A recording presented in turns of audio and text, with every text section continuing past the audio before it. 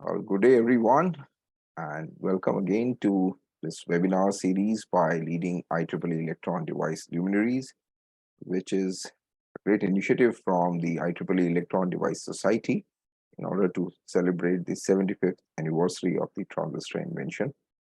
And this webinar series is jointly organized by the IEEE Electron Device Society chapter, New Delhi, India, along with the Department of Biotechnology's DVT Star College Status Program at Deen Upadhyaya College, University of Delhi, and the National Academy of Sciences, India, Delhi chapter. So the National Academy of Science, India is the oldest science academy of India.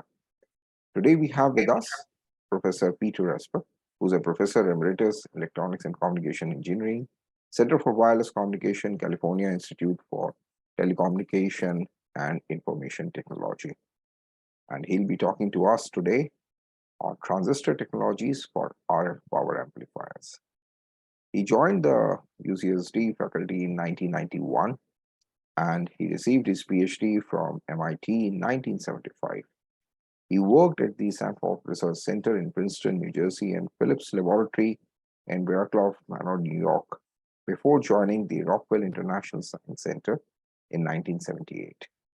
While there, he carried out pioneering work in the area of heterojunction bipolar transistor, including development of high-speed devices and circuit based on 3-5 compounds and heterojunction.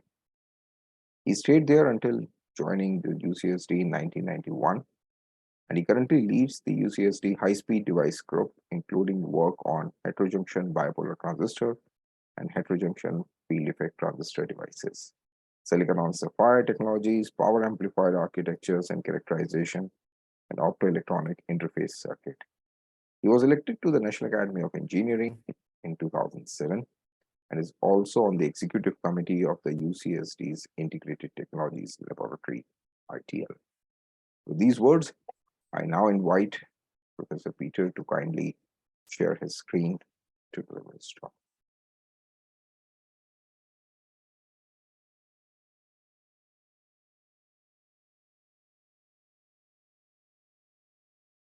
Thank you very much, Manoj, for that kind introduction. In the 75 years since the invention of the transistor, these devices have evolved considerably, and now there's a large family of different transistors. This diversity is actually evident very prominently in one application area, that of wireless communications. The RF front end, particularly the power amplifier, makes use of many of these different transistor types. And in this seminar, I'd like to give a quick tour of the diversity of transistors involved and show how the structure of the devices influences the choice of their use in these amplifiers. So first, I'd like to provide a few words about power amplifiers themselves. These are perhaps the most critical components of the hardware mix in the RF front end, and they're all around us. A typical smartphone, something that you might have in your pocket right now, has 7 or 8 different power amplifiers. Ours have a dozen.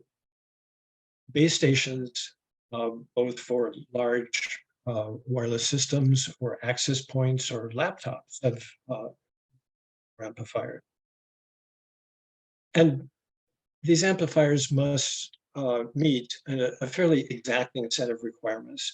First of all, of course, is high power, and this covers the range of perhaps right now 1 gigahertz up to 60 gigahertz, then it will be extended up to 200 gigahertz. Efficiency is also a very important requirement to avoid battery power depletion and also avoid excess heating.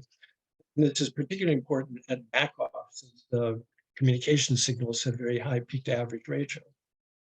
Linearity is also very important because it's necessary to pack lots of bits of information into narrow regions of the spectrum available for wireless systems. And this means that the transmitted signal has to have very accurate amplitude and phase for the receiver to then make sense of the transmitted bits. Thus, the signal constellation, such as shown here, must be transmitted very accurately And errors typically should be about below 7.5%, or in coming systems below 2%. Also necessary that the signals that are transmitted not have intermodulation products that would spread into adjacent signal bands and conflict with other users of the spectrum.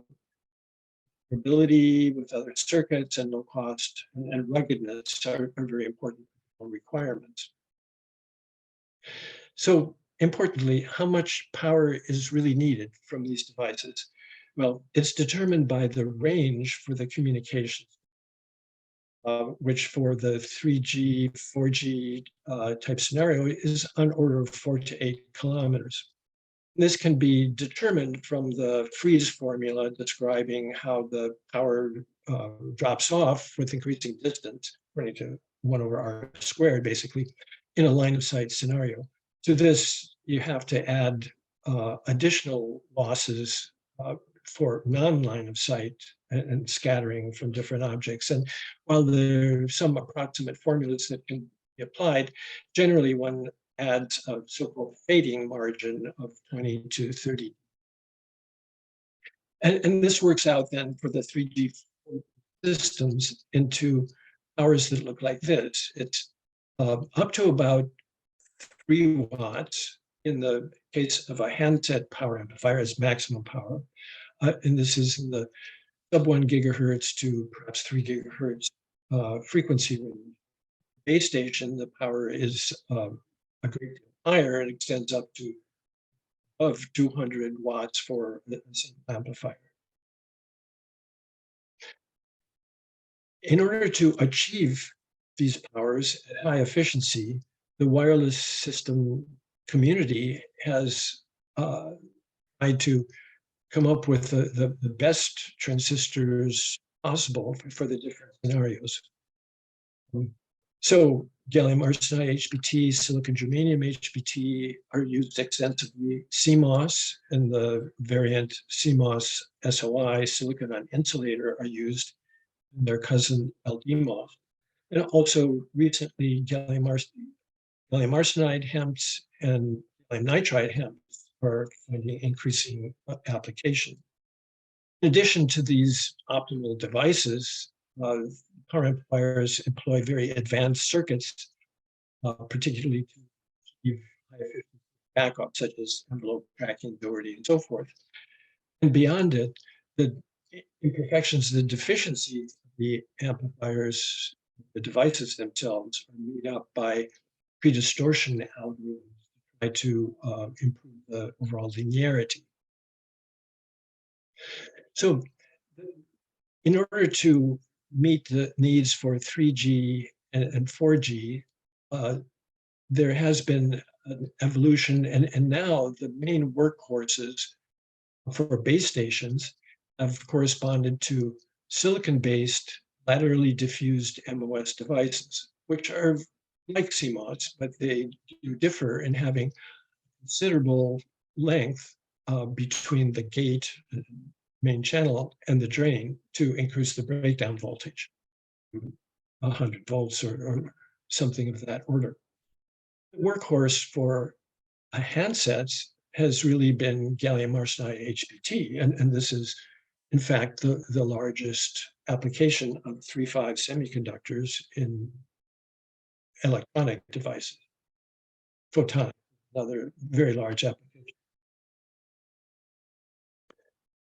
But wireless systems are continuously evolving, and recently 5G systems have begun to be deployed, and these promise much increased data rates, 100 megabits per user at almost any place, low latencies, 1 to 2 milliseconds, and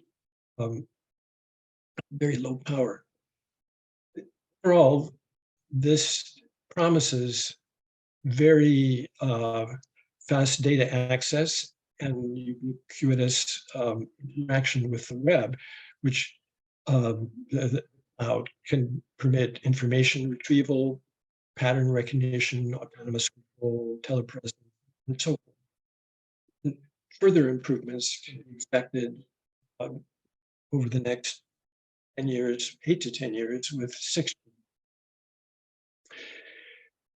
And the world of power amplifiers, there has been a major change brought about by 5G and further systems. And that is the fact that instead of communicating signals broadly in a omnidirectional uniform fashion, in the modern systems, teams are formed from the base station to deliver information focused on individual users, giving very specific content to those different cell phones or receivers. Also, MIMO can be used to provide different channels to provide even greater data rates to a particular user. And this has revolutionized the RF front end because the beams from the base stations are made up by arrays that have different phasing for the individual outputs to form the focus beams. Antenna is driven by a power amplifier. So the requirements for power from an amplifier have dropped quite a bit. Overall power, because the radiated power is shared among N amplifiers. And furthermore, the more amplifiers and antennas you have, the greater the focusing of the output beam. The power actually drops according to N squared. This means, particularly for the higher frequencies in the range 20 to 70 gigahertz associated with so-called FR2 frequency band for 5G, the power requirements have dropped a whole lot for base stations and handsets. And typically powers less than 1 watt are needed, sometimes below 100 milliwatt. This is particularly interesting because now many semiconductor technologies and materials can provide the needed power. So the choice of devices is less controlled by raw power capability, but more by frequency response and other considerations and so forth. This situation has given rise to a lively competition among different members of the transistor family. And actually, the really heated battles, because at stake are markets in the billions of amplifiers and billions of dollars. And it's very interesting to see how things have evolved. So in order to understand the differences between structures, it's probably appropriate to start from the beginning with some principles of the overall performance, power performance, and efficiency performance of a device in a power amplifier. And to a considerable extent, the output power that you can get is determined by the DC characteristics of individual devices. The voltage swing between the minimum voltage or knee voltage and the maximum or breakdown voltage current swing. In fact, it's interesting to understand the output power that is achieved in terms of the power triangle given by the maximum voltage swing times the current swing divided by, well, the area of the triangle divided by 4 to get the numbers right. Efficiency is also a very key requirement, a differentiator between different transistor technologies. And that would correspond to the ratio of the RF output power to the DC input power. And that in turn, the input power corresponds to the product of the DC current, bias current, and the DC voltage, the area of this rectangle. interesting that if with this amplifier, you can see that with a load line corresponding to the Class A and Class A, B, and B amplifiers for the most part, the efficiency is greatest when you are actually producing the maximum output power, filling the available area provided by the bias voltage and current. In contrast, if you, under those bias conditions, radiate less power, then the efficiency is correspondingly lower. And this is a situation that arises often in the context of wireless communications because of the peak to average ratio of the signal. And so a lot of attention has been given to the development of amplifiers that can improve efficiency in this back-off conditions, already envelope tracking, outphasing, and load modulation balanced amplifiers. And those can be implemented with pretty much any of the transistor technologies that we're discussing. The peak efficiency, though, for the technologies varies among devices.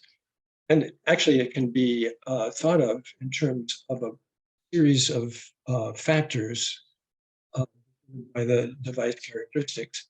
One of them stems from the DC characteristics that we were looking at, and I call it the knee voltage factor, and it essentially is the ratio of the knee voltage to the average voltage, and corresponds to the excess voltage that you're applying that really doesn't go to produce useful output power. And so having very high breakdown voltage and very low knee voltage is an important consideration. Another factor is associated with the gain of the device and the power that you have to deliver that is used in the output. And that requires that you have high gain in this high current gain cutoff frequency and maximum frequency of oscillation. So very important is the particular waveform that you can establish for the voltage and the current. And this means basically including harmonics in the output in the proper fashion. In order to do that, you also have to have gain at the harmonics, a higher frequency than the fundamental frequency.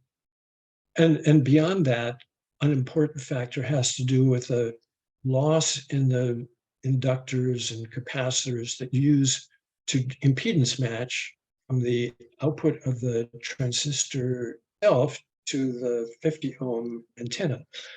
And this is an important consideration. And so the makers of power amplifiers have included very low loss, low resistance interconnect technologies, which in the case of 3.5s generally means a layer of 5 microns thick. And in the case of the advanced silicon-based, or in this case, CMOS, power amplifier technologies, there are a couple of 3 micron thick layers of copper and thick aluminum to boot to reduce this consideration. Now, there are material constraints and trade-offs that imply that you can't have all of these considerations all together. For example, there's a trade-off between the breakdown voltage and the FT that can be obtained, and this is of course very important for power amplifiers, expressed by the Johnson figure of merit. The product voltage times frequency is given by the breakdown electric field of the device times the saturation velocity of the carriers, the electrons in most cases. And similarly, there's a trade-off of the breakdown voltage and the on resistance of the transistor that controls essentially the knee voltage. And this is very similar to the case of the equation for the switch, which was embodied in the Balaga figure of merit, and you perhaps have recently heard Balaga on these issues. So it's critical to have the low on resistance to have, once again, high electric breakdown field that comes in at third power, as well as high mobility for the appropriate carriers. So in order to get the best efficiency, you must choose materials high mu, saturation velocity, and breakdown electric field. Then you must choose a transistor design and structure that optimizes the needed characteristics. Of course, CMOS has been optimized extremely extensively and very, very well for digital circuits. And this is not always coincident with the requirements for the RF power amplifiers. First of all, one of the very useful extensions of CMOS technology is to use CMOS SOI, or silicon on insulator, because this decreases the parasitics between the channel and interconnects and the substrate. Add losses to the. In addition, there are features that are not really the best that could be done for the microwave application, which 3.5 devices have tended to move towards. So, for example, there's a very short distance between the gate and the source to decrease the resistance in this area, and a large distance between the gate and the drain in order to allow a given electric field a larger voltage to be built up between here and here. Another consideration is that the gate itself is the 3.5s made to have a large amount of metal in order to achieve the low gate resistance that leads to higher microwave gain. Another consideration that's not quite so obvious, that if you have a Schottky gate, then there are hot electrons in the channel that should make their way into the source, or I'm sorry, into the gate, then there really is no problem. On the other hand, one of the significant issues for getting current in CMOS is the hot carrier injection, where electrons might be scattered into the oxide where they form defects, essentially degrade the performance of the device. Polar transistors with very different structure also have a number of advantages compared to the FE, which make them preferred in a number of applications.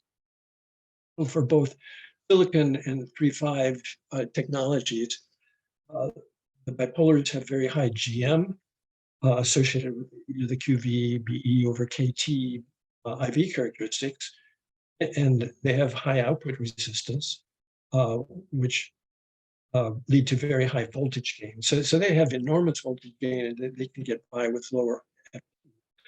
Another important issue is that instead of just having the edge of the source provide current flow, the entire area of the emitter and the bipolars provides current, and thus you can get compactly a great deal of current in a device. There's also direct trade-off of breakdown voltage through the design of the collector. On the other hand, the bipolar transistors do have the base current that has to be supplied, which can be burdensome. And most importantly, when they're driven into the saturation regime, they have lots of stored charge, it slows them down, and they're not good for switches, either in the RF regime or a CMOS operation. A comparison of the trade-offs between breakdown voltage and FT for different technologies is shown here. Of course, the highest FTs for a given breakdown voltage can be gotten with indium phosphide and HEMS. Of the highest breakdown voltage is given by gallium nitride, Fe. Silicon basically has a lower figure of merit. Nonetheless, you can get to very high FT values in the order of 200, 300 gigahertz. So they're very appropriate for very high frequency applications. These things respond to the Johnson figure of merit and characteristics of breakdown field and saturation velocity that I mentioned before. The DC characteristic do play into the efficiency considerable extent, as kind of indicated by the figure of merit, and it shows the results a little bit more vividly. Given the IV characteristics of CMOS devices, you can compute what the ideal efficiency could be for a representative. It depends on having the power supply voltage targeted at the maximum possible by the breakdown. And for the case of CMOS, of the flavor that is used extensively in the microwave and millimeter wave regime, this corresponds to about 67%. By contrast, if you look at gallium arsenide, FETs or HBTs, then the corresponding number is about 90%. And that reflects directly the difference in mobility between the silicon and the 3-5. Then this chart contains a number of entries about the different limits on the voltage and current, the safe operating region of the transistors. This is very important. And there's no time to go into the details in this presentation. But a prominent issue is that the limits that you have for a transistor technology for maximum power and the efficiency are related to the reliability limits for the devices. So let me now turn to a discussion of specific transistor technology, beginning with CMOS. As sort of illustrated in the earlier chart, modern CMOS can achieve extremely high values of FT and also Fmax, the order of 400 gigahertz and above. These would naturally be very good candidates for providing amplification at microwave and millimeter wave frequencies. They also can be produced on very large wafers at very high levels of integration. But the Achilles heel, probably is given by the very low voltage handling capability of devices. Now, in the digital domain, you actually wish to use voltage, perhaps a benefit, not a problem, but it doesn't work for our amplifiers. So just to illustrate this, suppose we had a voltage swing limited by breakdown and other considerations of about volt. Consider a notional scaled CMOS PA providing 1 watt of output power with a voltage swing of a volt. So just looking at the relationship between current and voltage and power, you would get a current, you would require a current swing of 8 times the output power divided by the voltage swing. This would correspond to amps. And the load resistance that you would need to derive this power optimally would be 0.125 ohms. So if you could put this together and have leads with very low resistance and so forth, you would then be faced with the problem of matching, doing impedance matching between this very low impedance and 50 ohms. And that, in principle, represents such a important, large transformation. The Q of the transformation is 20. This would not be feasible with real components. So that's not a viable solution. So, there are various ways in which one attempts to mitigate this problem. And one of the interesting ways is to stack devices, or in other words, to connect them in series so that the overall voltage larger and the impedance match to 50 ohms becomes more manageable. And in principle, this can work very well. The voltages, the drain to source voltages add up in principle. Also, if you look at it, it's important to have the gate voltages also increase in amplitude as you go up the stack. And this turns out to be relatively easy to arrange by having an appropriately sized external capacitor here, so that the leakage current through the gate to source capacitance flowing through this capacitor gives rise to the appropriate gate voltage. So in principle, one can get a situation with all the FETs operating in the safe region and more or less mirroring the same voltage current through gate and drain. In order to implement this type of amplifier, it's very beneficial to use the CMOS SOI technology, as I mentioned, because the body effect is absent in the situation, because otherwise there would be a considerable body voltage with the higher transistors within the stack, which tends to turn them off.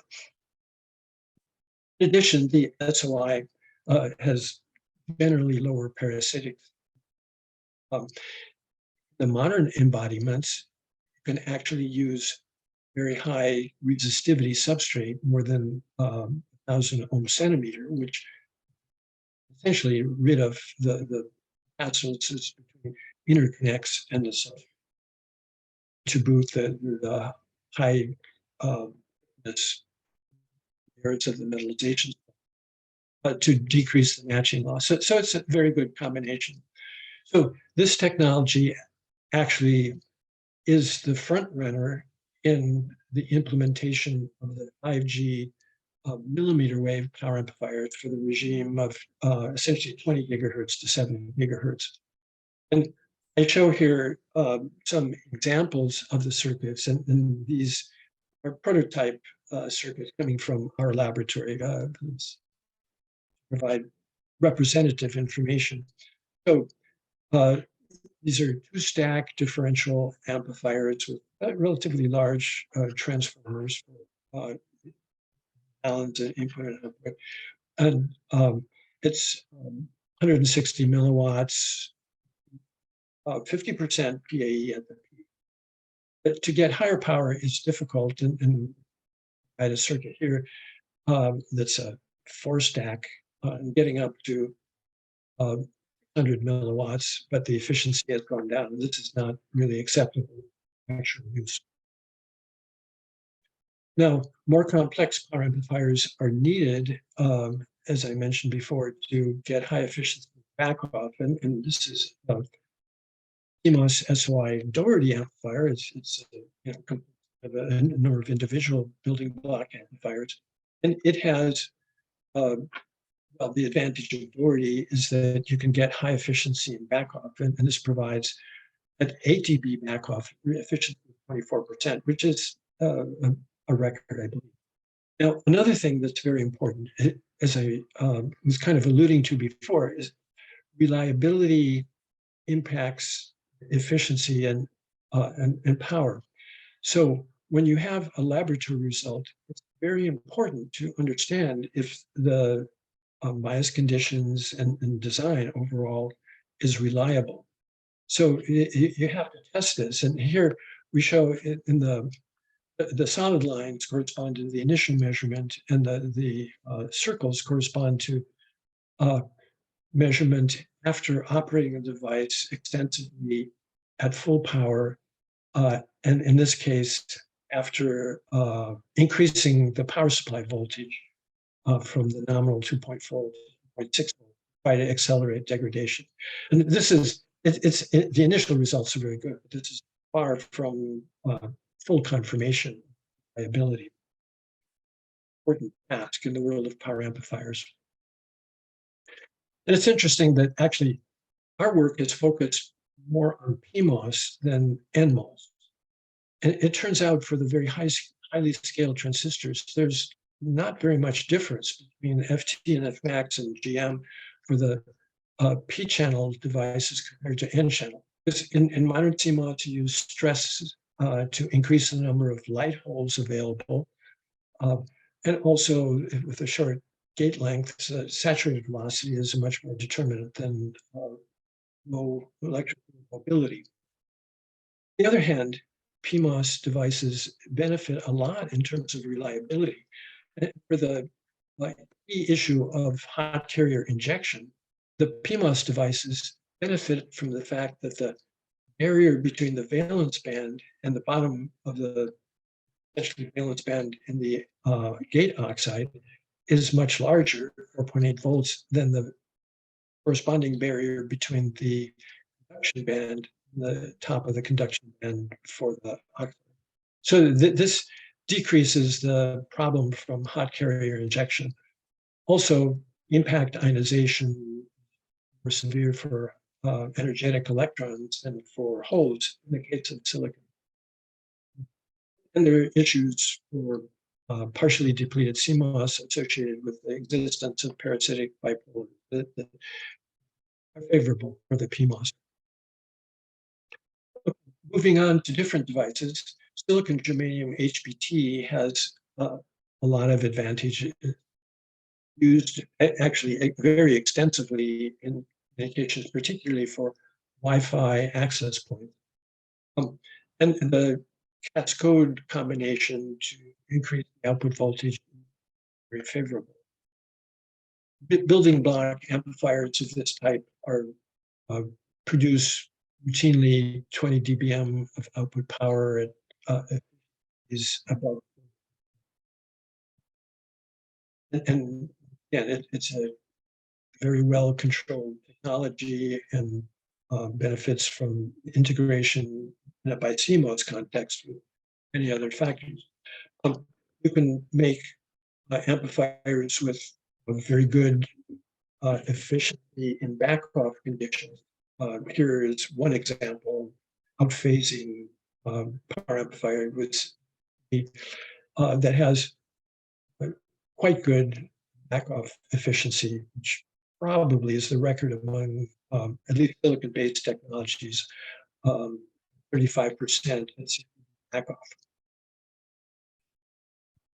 Let me turn now to the case of gallium arsenide HBT. This, once again, is extensively used for 3G, 4G in the regime between 1 gigahertz and 3 gigahertz. And it has very proven capability up of 1 watt. It actually 3 watt peak power is,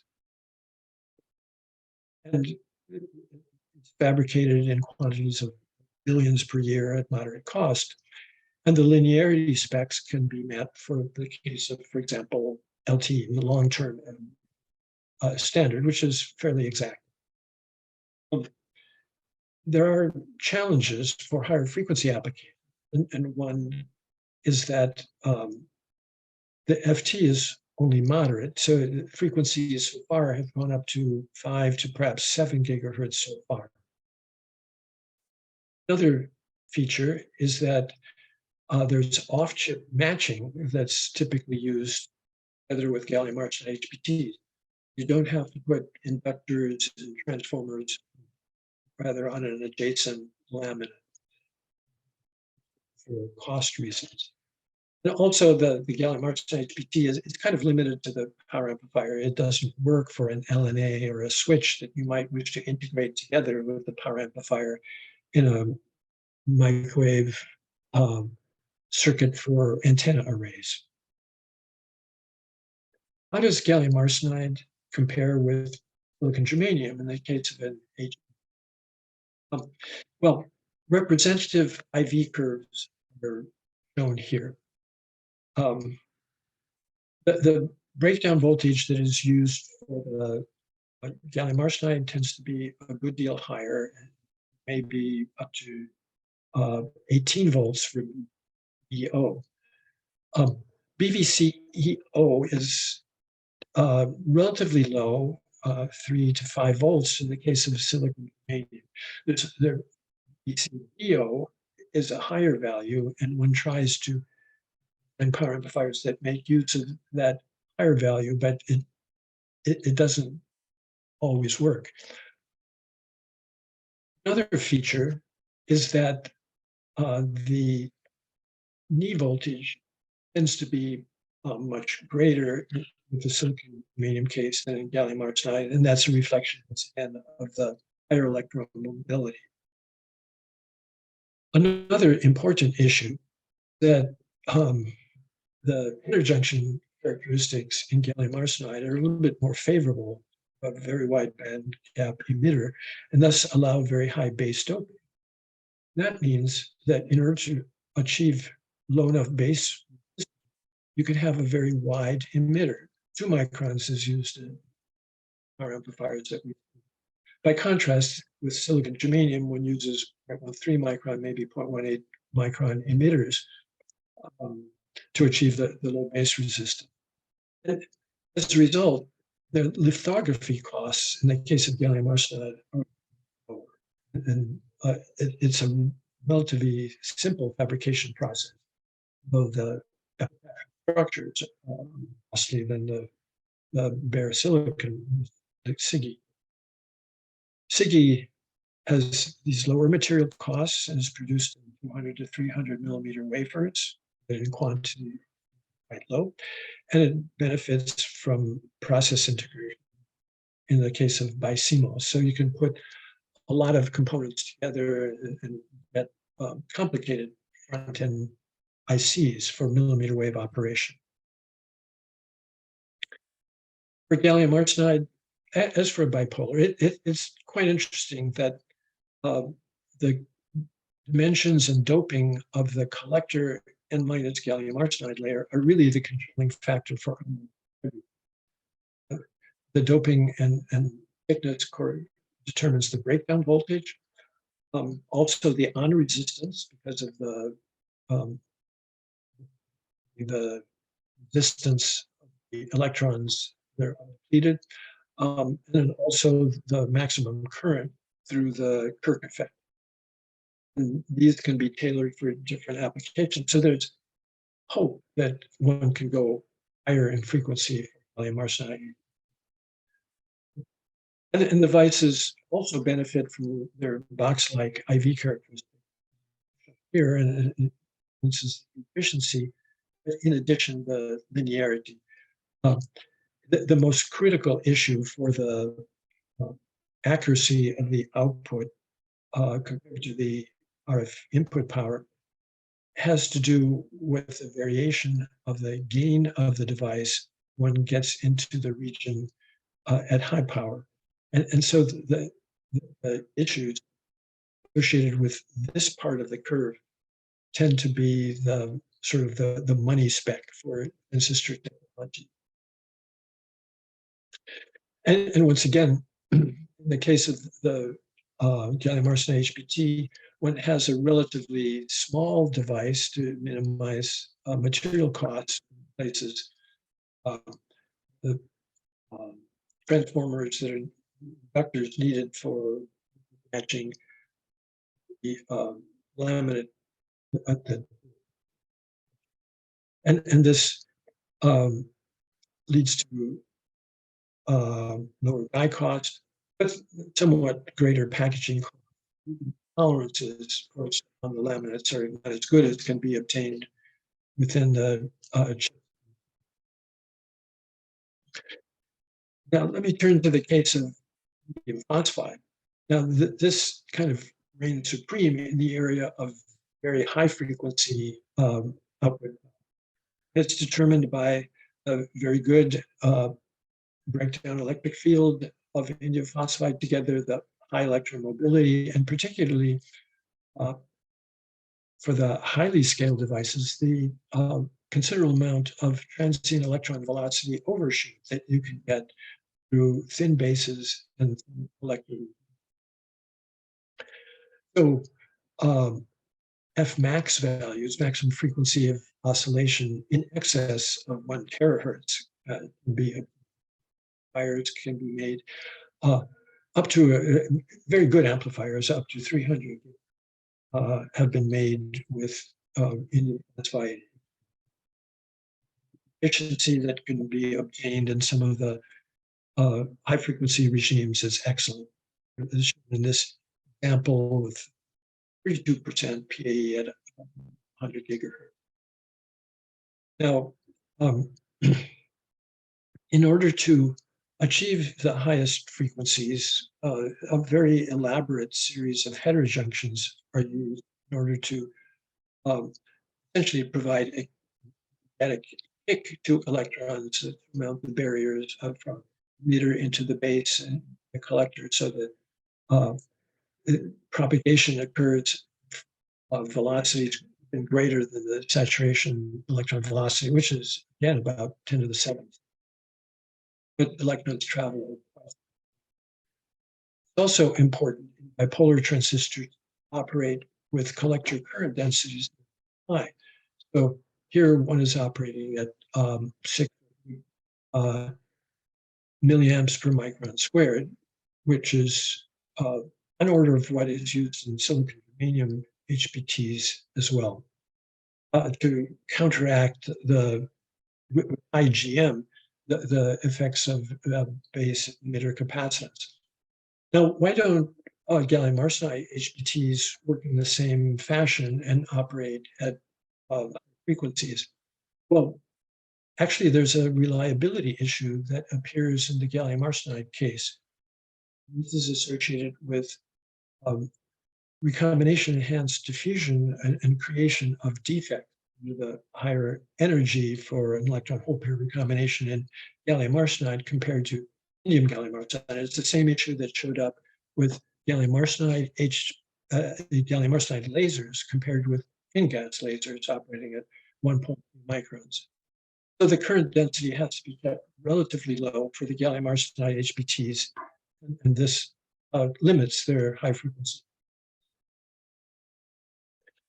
Now, for really super characteristics, there's no question that gallium nitride and associated materials are really dominant. They have outstanding material characteristics. They dominate the research agenda, the technology papers at the recent International Micro-Research with gallium nitride. The breakdown electric field is 10 times that of silicon, the same for gallium. The electron velocity is, maybe it's modest at very low fields, but at high fields, thermal conductivity is very good. And overall, can provide very high channel doping polarization effect. It, however, is not yet a market leader in the world of wireless communications. It is important in some base station applications, but it's not in our handsets. And that's because of a series of trap effects, hysteresis, high field problems that particularly make it hard to scale to the short gate lengths and low voltages that we wish to use in widespread handset applications. It also has relatively high costs at the moment because the preferred substrate, the one that lattice matches best, is silicon carbide, which itself is quite expensive. But it is true that excellent amplifiers at high frequency power can be made. Typically, things are designed for power supply voltage of 48, 50 volts or even higher. And it's a good fit for base station. And it's used increasingly for 3 to 4 gigahertz base stations for 5G. Also used widely in sort of defense applications, such as radar and in SATCOM. And once again, sizes are relatively large, but if wonderful 60 or 70% at 10 gigahertz X-band and even above. Now, there are some interesting issues that show up when we compare gallium nitride power amplifiers and CMOS. And here are some representative examples. Consider an output power of a little bit above 1 watt for gallium nitride and a tenth of a watt CMOS. So it's a factor of 16 in terms of power. The areas are different, but actually the power density is higher in gallium nitride than in CMOS, but not by too much, just a factor. The gallium nitride operates with an order of 50 volt or the CMOS operates with 2.5 volts or less. So actually, this characteristic line is sort of should appear on the same scale in this little region of the gallium nitride curve. Now, it's interesting and perhaps a little bit disappointing, however, that the low resistance that you apply for the gallium nitride is very high, high voltage swing for a given amount of current, and much lower for the case of CMOS. Now, the parasitic capacitance at the output of the gallium nitride and the CMOS devices are about the same for a given amount of width of the effective gate width. And that means you end up, for the case of gallium nitride, with large load resistance compared to the effective reactance associated with the parasitic capacitor. This means a Q, the ratio of these real to measuring part of about 5. In the case of CMOS, it's a much more comfortable low Q of 0.2. So it's a little bit more difficult to match the gallium nitride because you've got to sort of compensate for the reactance without introducing extra resistance to screw up the real part. And accordingly, the makers of gallium nitride high frequency power amplifiers use a technology that's very good. They have microstrip lines with, once again, thick gold and wide gold associated with a large distance between the microstrip line and the underlying ground. And so you have a Q for the matching of about 90. On the other hand, CMOS gets by with much lower Q. It's still quite good, but it's not as constrained as in the case of the gallium nitride.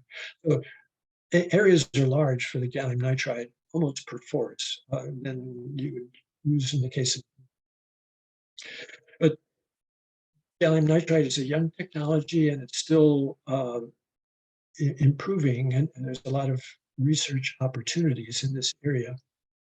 One of the important things is to scale the channel width and get good operation at lower voltage. But we know that if you scale the lateral dimensions, you should also scale the vertical dimensions in order to the field more or less confined appropriately. Very important work has been done actually some years ago at others, HRL, the former Hughes Research Laboratory.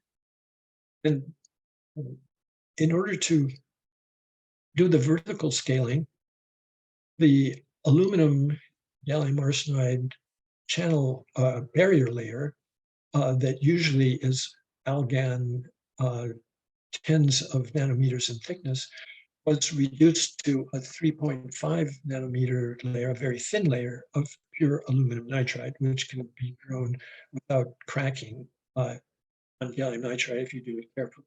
So this effectively makes it into a thin oxide type device, and the whole structure, it becomes a lot closer to that of an MOS structure.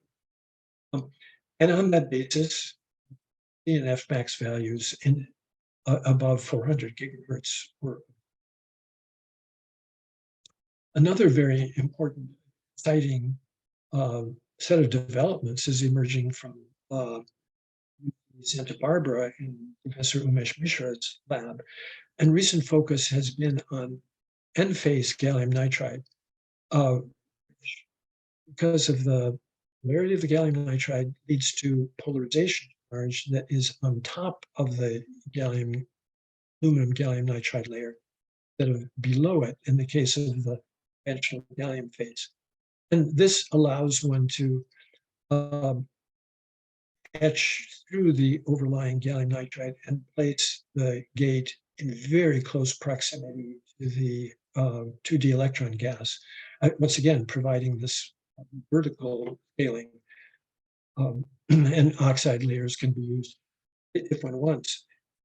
Very impressive performance at 94 gigahertz. This is a window frequency in the atmosphere of considerably, and very good at efficiency at that high frequency. Now, a very remarkable development is taking place at Intel laboratories, where gallium nitride is grown on top of silicon wafers, 300 millimeters in diameter, and silicon 111 to get the growth. And this has been done with excellent uniformity of layer thickness, have been developed with very good threshold. It's remarkable technology that has made very many demonstrations of high frequency performance competitive with the other technology for power amplifiers. The tour de force also for this technology has been to take the CMOS wafer containing PFETs and bonding it on top of the gallium nitride on silicon wafer, and successfully making circuits that have a CMOS silicon device as a pull up and NFET gallium nitride as a pull down. So it remains to be seen what the impact of this technology will be. Another issue for the future is that of technology combinations. It's of considerable interest to be able to combine, for example, CMOS in driver stages in controlling roles together with other technologies such as LDMOS shown here, or gallium nitride, or gallium arsenide HBT, in order to achieve the best of both worlds. But this relies on very low cost packaging with a lot of interconnects at high speed. So before ending, I should say a few words about 6G. This is certainly coming, despite perhaps hype associated with it. No matter what its characteristics are, it's necessary that future generations have higher data rate to satisfy the ever-increasing worldwide demand for wireless communications. So this will happen in 8 to 10 years, and the markets will be huge. Now, it's interesting that the current visions for the implementation of 6G involve a lot of different frequencies.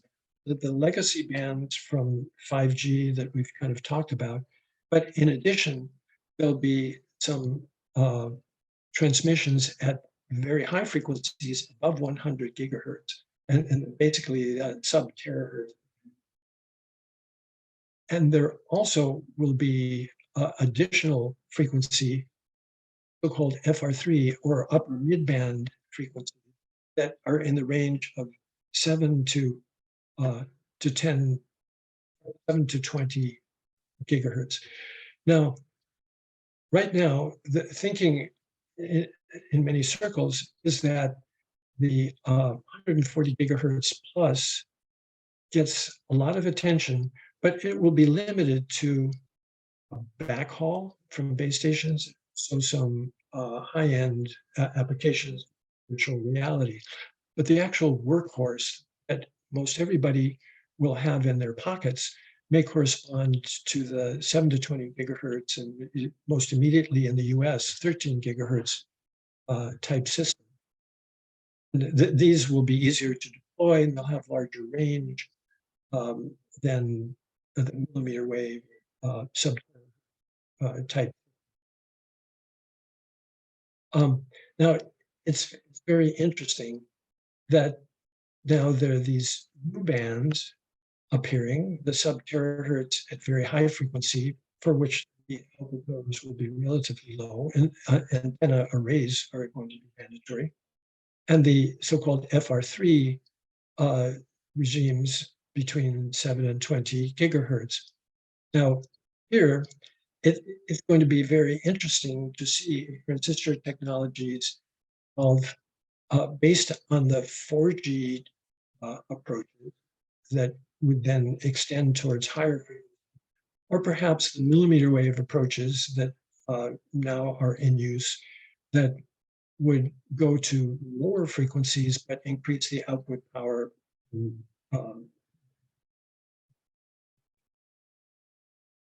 So there are a new set of challenges, and many technologies are in the mix, and it's expected that there are many opportunities for innovative designs to modify existing transistor technologies and act on the world of 6G.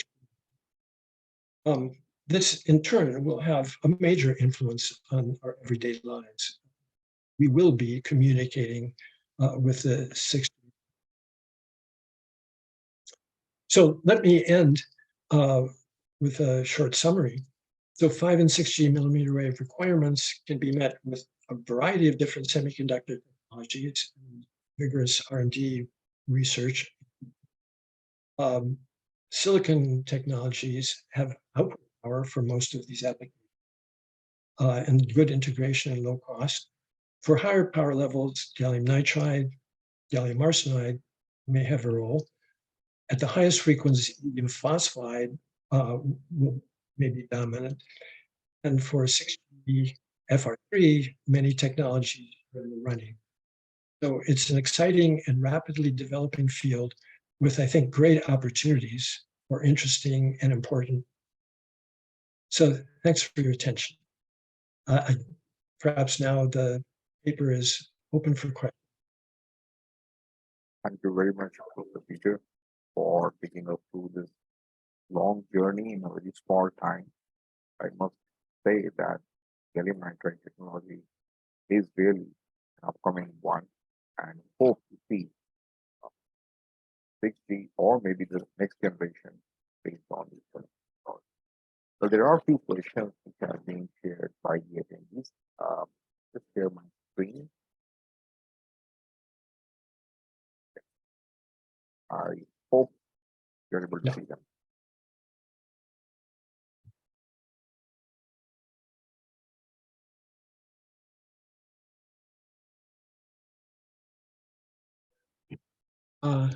So first question is about the comparison between bipolar transistors and other technologies, and the poor switching characteristics of bipolar transistors are clear. So what would be the solution for very high frequencies? And it would gallium nitride be the best possibility? I do think, for example, 20 years from now, gallium nitride may be used for almost everything. But for 5G and 6G, it is not there yet. I know there are efforts underway to make this happen, but there's problems to overcome. People also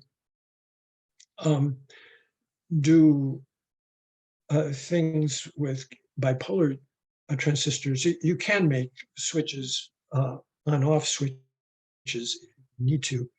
It's just that other technologies are better. And this has been one of the issues with CMOS, I'm sorry, SIGI circuits in 28 gigahertz applications. The switch isn't quite as good as you can get with CMOS. So there's this makes a slight preference for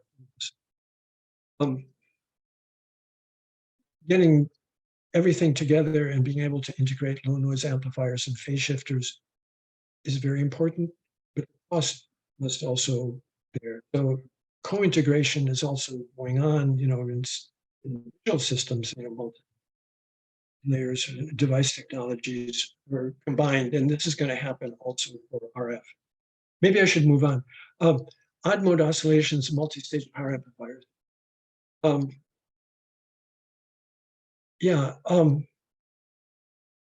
There certainly are stability issues for power amplifiers, and some of the power amplifiers, if you have very high output power, then typically you want to have multiple stages to have high gain, to have to drive it with a whole lot of power. And then feedback can occur intentionally, and you can get oscillations.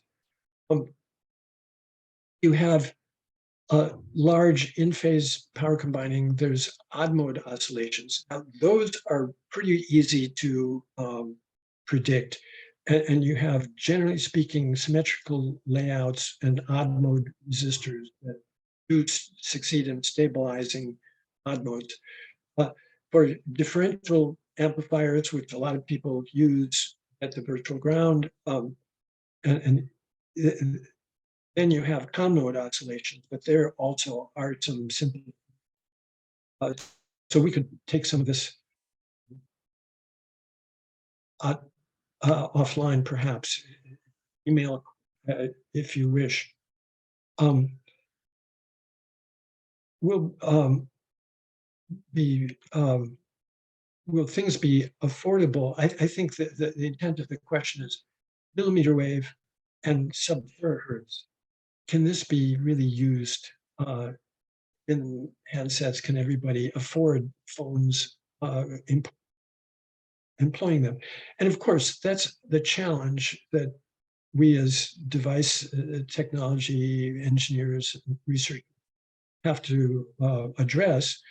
And if you can put all of these things on silicon, I mean, silicon integrated circuits everybody uses can have gate lengths of 5 nanometers and so forth. So you can certainly, if the volume is there, you can make short gate length devices and get things to work. And there's a question of where is the volume going to be? So it's a complicated question of economics, but I think, if it becomes really important,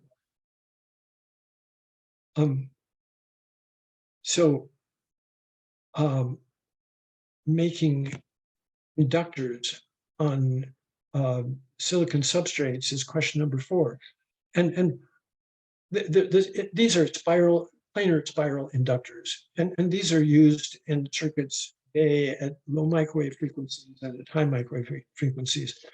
And they tend to be lossy, and it's definitely a problem. So in silicon circuits in the millimeter wave domain now, you often see that the area taken up by the inductors or transformer balance is greater than the area taken up by the transistor, a factor of 4 or 5. But you get the job done. And so you use 3 micron layers with 20 microns and spiral around to get enough inductance. And you can get at 30 gigahertz, the Q is 25, is really quite good. Multi-finger again, hemmed. Stack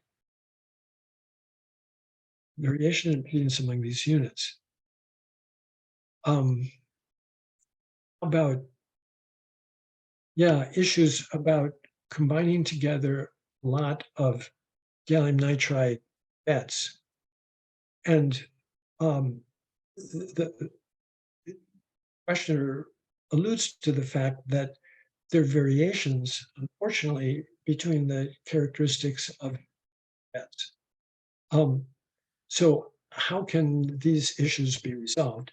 And I think the way that most people believe that they will be solved is by improving the fabrication technology.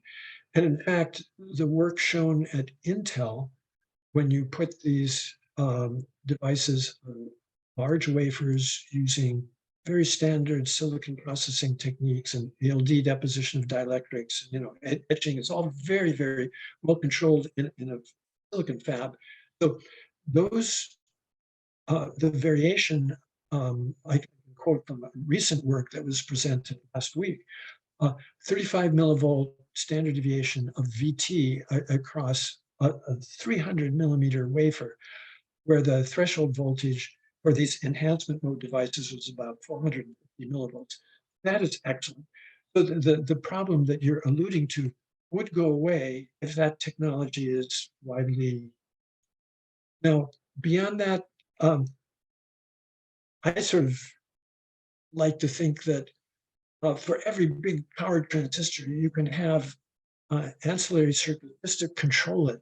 You can measure the, well, hopefully somehow measure the current and derive through some kind of feedback loop what the appropriate bias should be, and thus have kind of self-adjusting circuits. And this works in silicon, but you need to be able to combine CMOS together with gallium nitride to have it really work powerfully.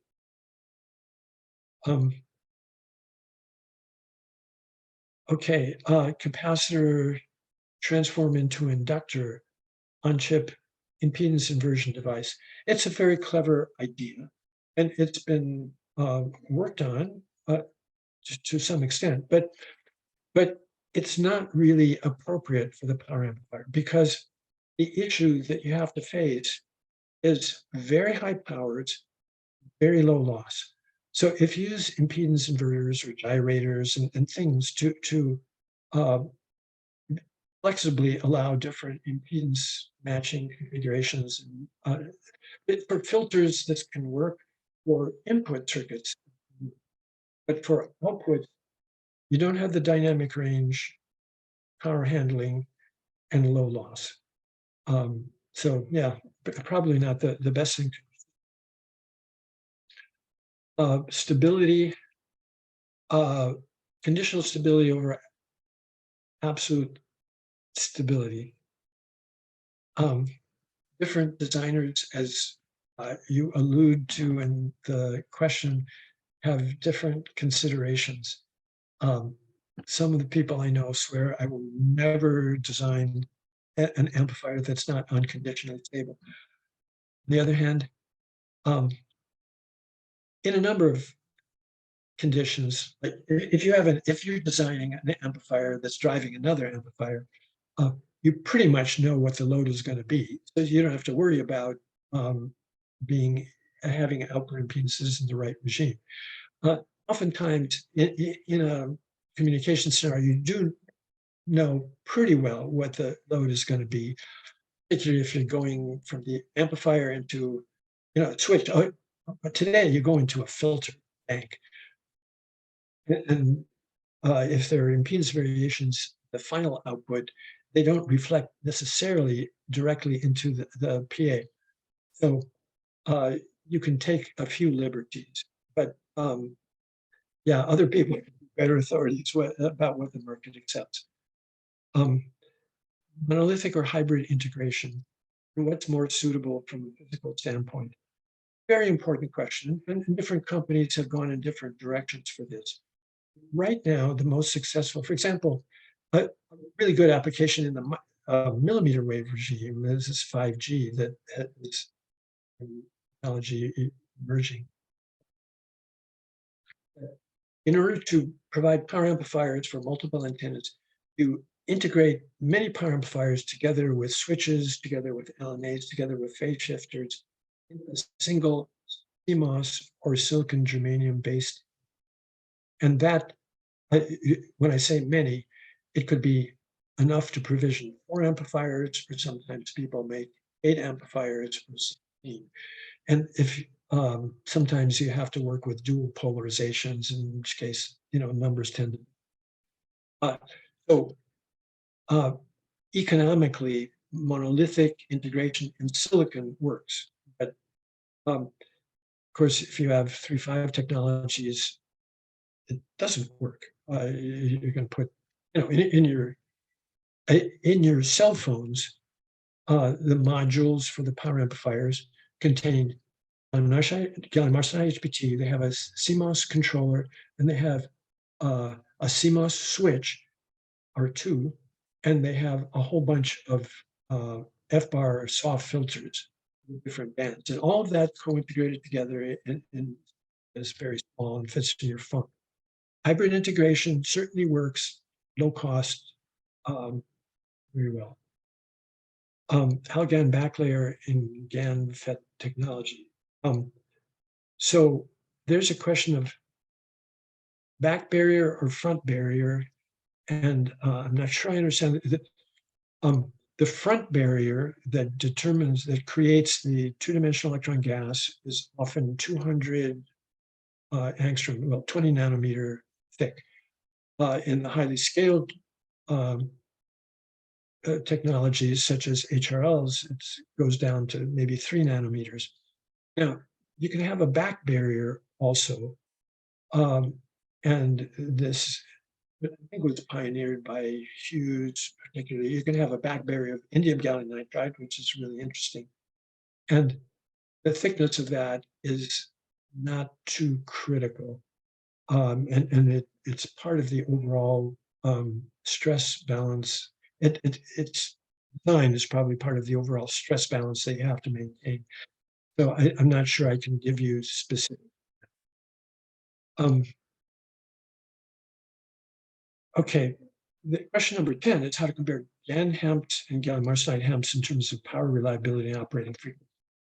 So reliability for the GaN HEMTs is excellent, and the trap issues, their threshold voltage is very stable.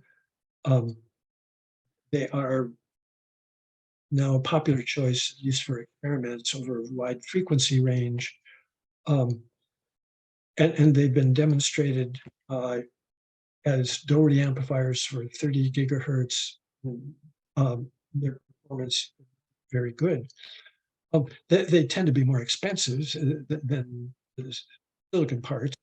So they're not used.